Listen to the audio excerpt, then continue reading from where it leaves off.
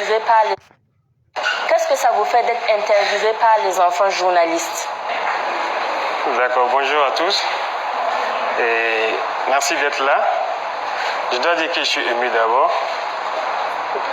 Le président, nous aussi sommes heureux d'avoir ces moments avec vous. Pouvez-vous nous parler un peu de votre enfance et de votre parcours professionnel avant d'être président de notre pays? Je suis né dans un village qu'on appelle Kera, qui se situe dans la boucle de Mohoun, où donc j'ai passé une partie de mon enfance, mais surtout une grande partie à Bondupi, qui est à 15 km de Kera environ. Mon enfance, je n'ai pas grandi forcément dans une famille aisée. Et il y a beaucoup de choses qu'il faille comprendre en tant qu'enfant. Ce qu'il faut surtout retenir, et c'est l'occasion pour moi ici de remercier les parents. À votre âge, ce n'est pas évident, mais quand j'étais à votre place, ce que j'ai retenu plus de mon père, c'est à chaque fin du mois quand je le voyais avec son ardoise en train de calculer. Chaque fin du mois, il calcule et quand il a pris sa retraite, c'est chaque 3 mois, il calcule. Mais plus tard, quand j'ai grandi, j'ai compris qu'est-ce qu'il calculait.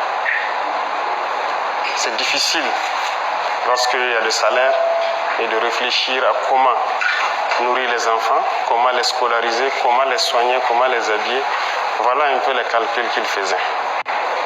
Donc c'est pour vous dire que les parents, ils se soucient beaucoup de nous, ils se battent pour nous. Et vous ne pouvez pas imaginer combien. Beaucoup d'entre vous, quand vous serez grand un jour, vous comprendrez. Nous, il a fallu qu'on grandisse et pouvoir rendre hommage à nos parents aujourd'hui.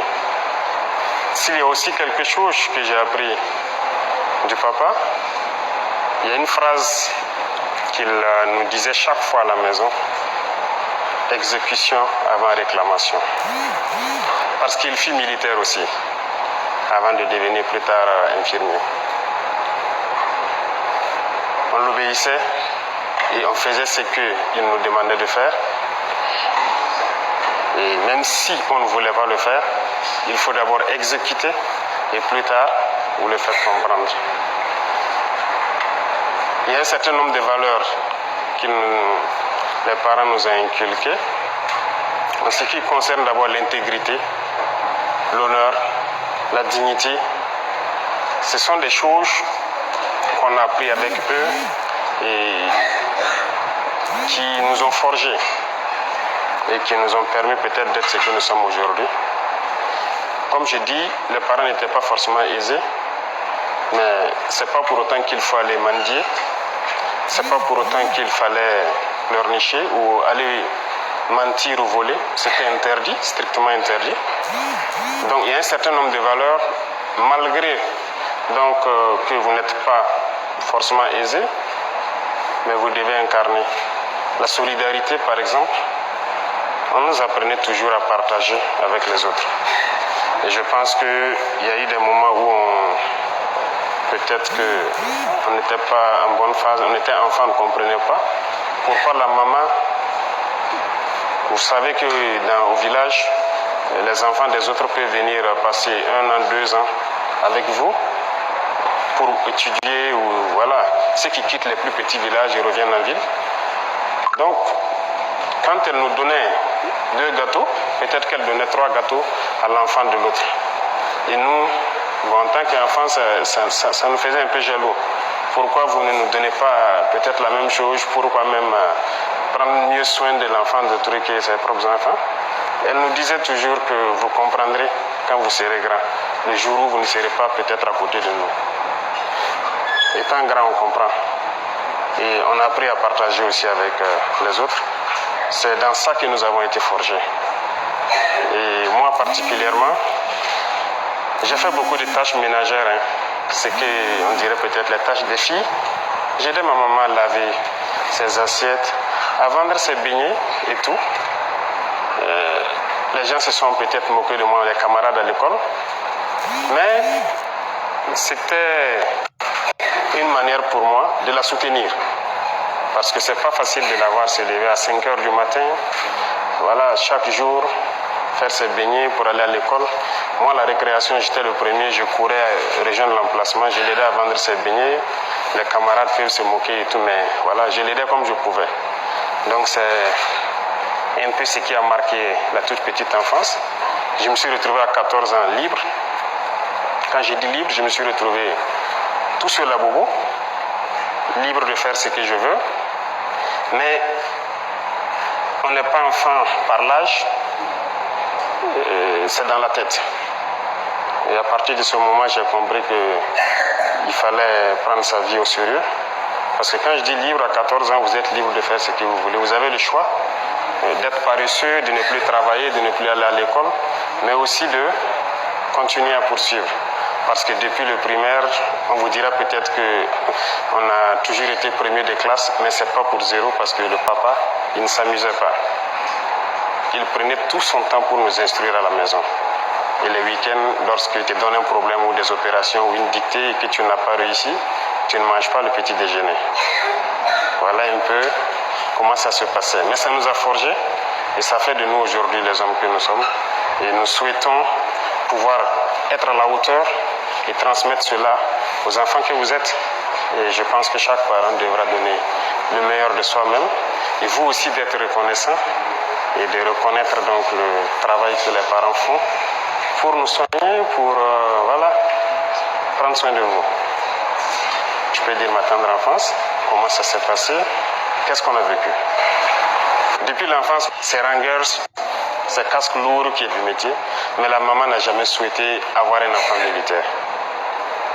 Et au CM1, j'ai fait le concours de l'excellence.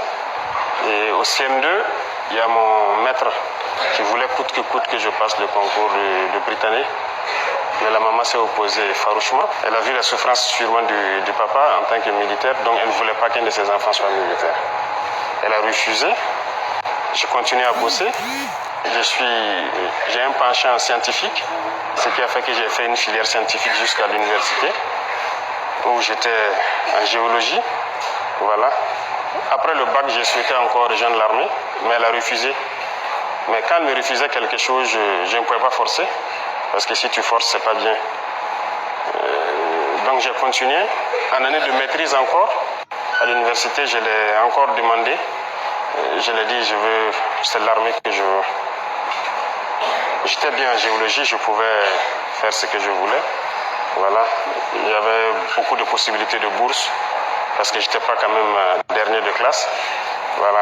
Mais c'est en année de maîtrise qu'elle m'a donné l'autorisation. Et j'ai fait le test de l'académie. Je suis allé faire ma formation et voilà, je suis devenu officier de l'armée. Moi, j'étais convaincu, si elle m'a donné sa bénédiction, elle m'a dit de le faire cette fois-ci. Donc, j'étais convaincu et je savais ce que je faisais.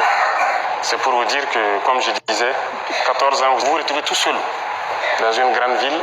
C'est pas facile. J'étais au lycée mixte Dakarville, par exemple au secondaire.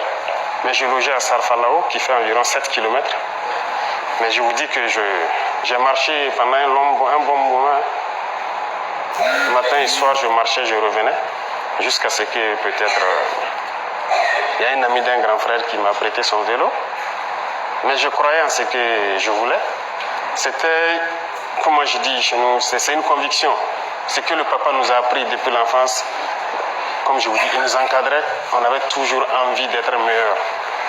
Et ça fait qu'on ne lâchait pas. L'objectif, c'était d'être toujours meilleur à l'école. Et ça fait que rien n'a pu nous détourner. Et l'éducation qu'on a reçue, même si on ne mangeait pas, c'est pas pour autant qu'il faut se décourager. Oui, parce que les 3 années, le secondaire, ça n'a pas été aussi simple. Ça a été un peu difficile. Un repas par jour, très souvent. Mais c'est pas grave. J'ai cuisiné moi-même, je faisais tout moi-même. Mais il fallait être concentré sur l'objectif. Ce qui m'importait, c'est qu'en fin de trimestre, voilà, je dois avoir telle moyenne et c'est tout. Donc c'est ce qui nous a guidés, si je peux dire. Est-ce que ça vous satisfait ou bien je dois vous détailler encore certains points qui vous ont... Non, merci, ça suffit.